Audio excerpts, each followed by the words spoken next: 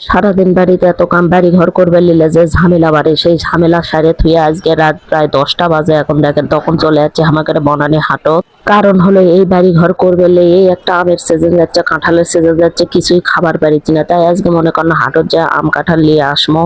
কিন্তু দুঃখের বিষয় হলো আস্তে আস্তে মেলা হাত হয়ে গেছে, এই জন্য কাঁঠাল পাইনি, খালি আনা আম পাইছি। তা মনে করেন যে যাচ্ছি যখন আনা কাঁচা শাক সবজি লিয়ে যাই কিনে। তা এটি একটা দোকান দেখেন যে বেকারি আইটেম প্রায় সবগুলোই। এর মধ্যে দেখেন সামোসা থেকে শুরু করে কেক, বিস্কুট, চানাচুর যাই নেবেন এই দোকানত প্রায় 50+ আইটেম মনে হয় এই দোকানত আছে। যা নেবেন তাই করলে কেজি ভাও। তা আমার এই জিনিসটা দেখতে খুবই ভালো লাগছে। হাট বাজার শেষ করে এই কাকার থেকে এলে ইচ্ছা মতো কিনে টিনে লিয়ে বাড়িতে পিলে চলে যাচ্ছি। যেহেতু এখন বিশ্বকাপ খেলা চলিচ্ছে, এলে না খাওয়া লাগে, কুটুর কুটুর করা লাগে আর খেলা দেখা লাগে। তা দেখেন আমি কাকার দোকান থেকে কি কি লিয়েছে, যে কিউট কিউট কেক আসলো।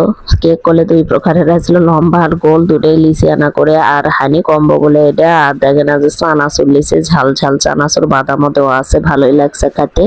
আর লিচি হচ্ছে এই সল্টেজ বিস্কুট। আমাকে এই বিস্কুটটা কোনো খাইতে করলে সেই ভালো লাগে। তা আমার সময় কিনকে করে পিলারটা সাজিয়ে দেন দিয়ে কোনো যে এটা খাও আর খেলা দেখো বসে থেকে।